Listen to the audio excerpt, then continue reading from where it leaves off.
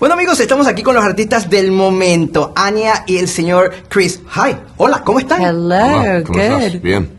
I want to know, how many times did it took to take the shower after filming each day? You know, we've discussed this quite a bit. I think at the beginning we tried very hard to get everything off, and then there's a certain point where you just submit to it and you go, you know what, I could spend 2 hours taking everything off, but they're just going to put it on again in 4 hours, so I'm gonna leave my nail beds alone. I think both of us had conversations with our hair and makeup team. We're like, what if I just left all the Can I prosthetics sleep on? in it? Can I sleep in it? Can it still work? And not quite that simple. How close were you to the Mad Max saga? I know you're Aussie and this is part of your life, but for you, Anya, how was getting connected to this world? Because I'm slightly younger, my first introduction was through Fury Road, but it was easily one of the most important cinematic experiences I've ever had, and I think it just bred this passion in me. I'd never seen anything like it. I just thought it was absolutely unique and so brave, like very brave filmmaking. So then it was an absolute pleasure to go back and watch all of the movies, especially in the locations where they were actually filmed. That was very cool.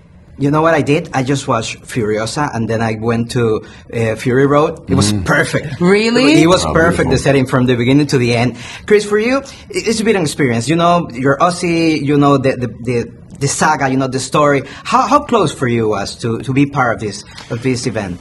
Yeah, incredible. I mean, I had grown up watching the films. My dad was raced motorbikes and raced a lot with a lot of the stunt riders from the first film. I used to watch the films with him and my brothers growing up, and I mean, they're so iconic. Every shot in the film, the landscape, the red dirt, the outback, it is so reminiscent of my childhood, and so to be a part of it with such nostalgia and wonderful memories was fantastic. Yeah. There's a lot of monsters cars, a lot of action, a lot of things. But what do you think is the real heart of the story of Furiosa?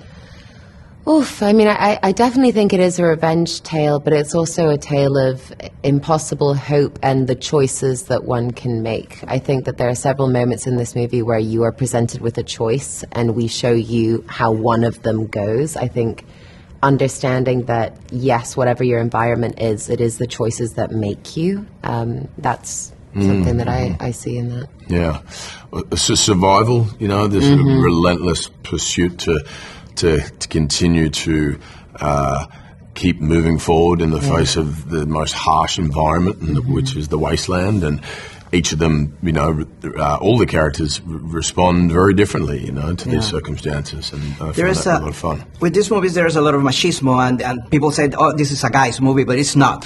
What brings Furiosa to the table this time around, since we see Fury Road and see how the changes have been done for women and the portrayal of this character? I think something that I find very interesting about the movie is, I think, because you're able to ingest it in however long it we took to make it, you see one woman having her mission and it taking place in a world dominated by men who are just wrecking chaos everywhere, and she's just attempting to move forward.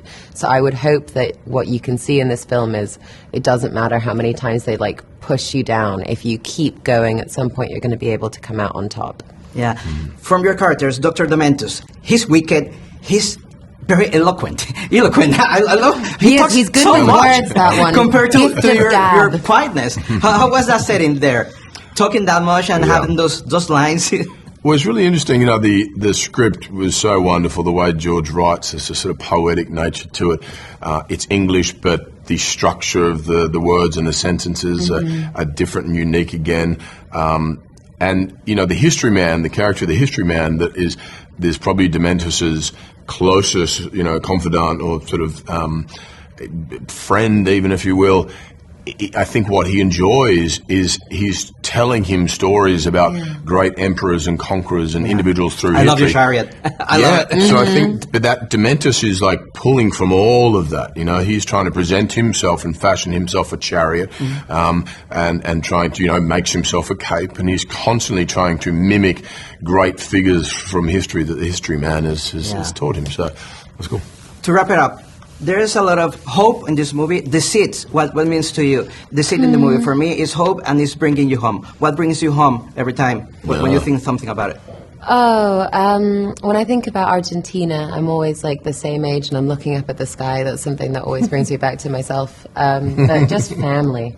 Just being around people that know you for you and kind of don't care about what you do for a living. They just want to spend time with you and hold you. I think that's it for me. Yeah, absolutely. It's always about the people, family. Yeah. We discussed this yesterday. The sounds and the smells from the Australian bush. The gum leaves, the eucalyptus leaves.